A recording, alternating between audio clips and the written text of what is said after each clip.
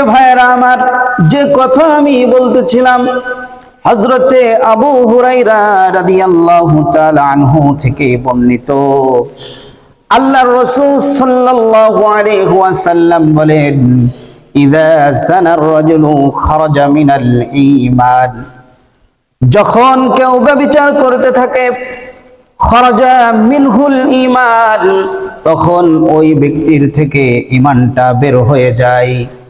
কানা আলাইহি কাযুল্লাব, এবং ওই ব্যক্তির ঈমানটা তার মাথার উপরে ছায়ার মতো অবস্থান করতে থাকে।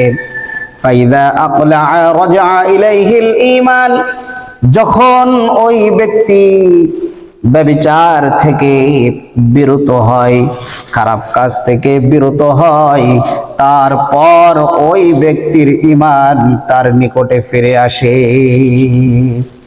প্রিয় ভাইরা আমার, বাবাজিরা আমার, তাহলে আমরা যখন ব্যভিচার করব, জিনা করব, যখন কোনো খারাপ কাজ করব, সেই সময় আমাদের থেকে যদি ঈমানটা বের হয়ে চলে যায়, তাহলে সেই সময় যদি মালাকুল মাউত আমার আপনার নিকটে হাজির হয়ে যায়, তাহলে আমাদের মৃত্যুটা ঈমানি অবস্থায় হবে নাকি বেঈমান অবস্থায় হবে?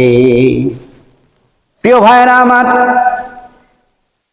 ঈমান যদি না থাকে, ওই ব্যক্তির যদি মৃত্যু হয়, তাহলে বেঈমান অবস্থায় তার মৃত্যু হবে। সুতরাং আমরা যখন খারাপ কাজ করব, খারাপ কাজ করার সময় আমাদের থেকে যদি ঈমানটা বের হয়ে যায়, আর সেই সময় যদি মালাকুল মাউত হাজির হয়ে যায়, তাহলে আমার আপনার মৃত্যুটা কিন্তু বেঈমান অবস্থায় হবে।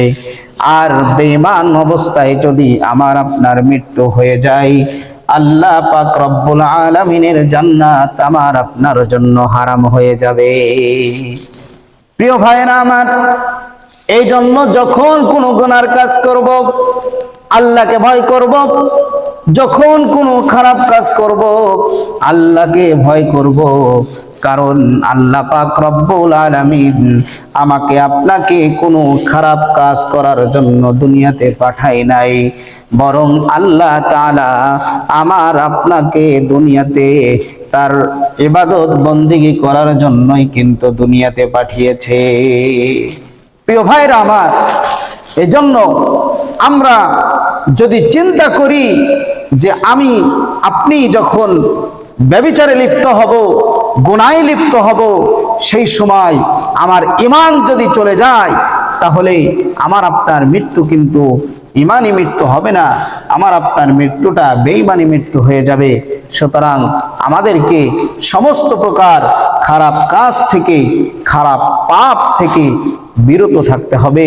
আল্লাহ তাআলা আমাদের সকলকেই খারাপ কাজ থেকে বিরত থাকার তৌফিক দান করুন।